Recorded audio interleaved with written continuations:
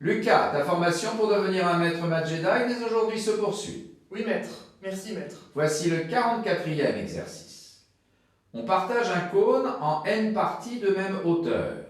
Déterminez n, sachant que la partie inférieure est 91 fois plus volumineuse que la partie supérieure. À réfléchir là-dessus, t'employer tu dois.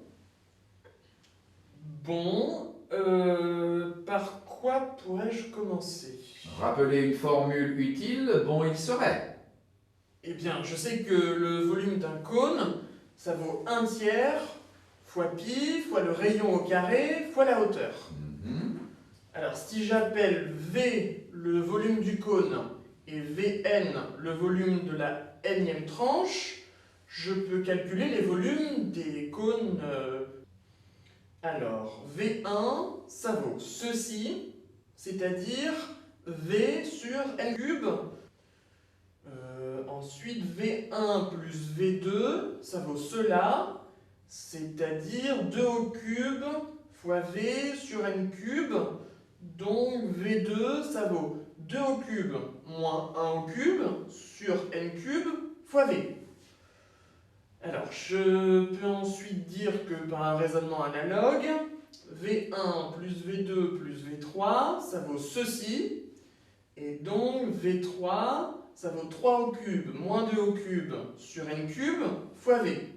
Bon, de la même façon, on généralise ce raisonnement et on obtient que Vn, ça vaut n au cube moins n moins 1 au cube, le tout sur n au cube fois V. Bien, que reste-t-il à faire maintenant? Eh bien, en résumé, on cherche n tel que n cube moins n moins 1 au cube vaille 91.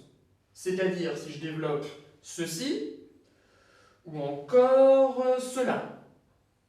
Donc, j'obtiens ceci, et si je factorise le membre de gauche, j'obtiens n plus 5, facteur de n moins 6 égale 0.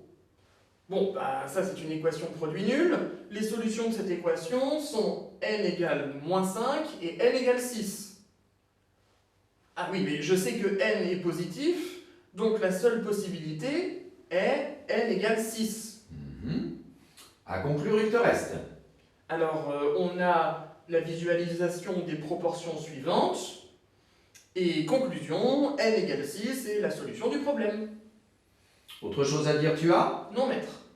À son terme, ta résolution est arrivée. Que la force mathématique soit avec toi.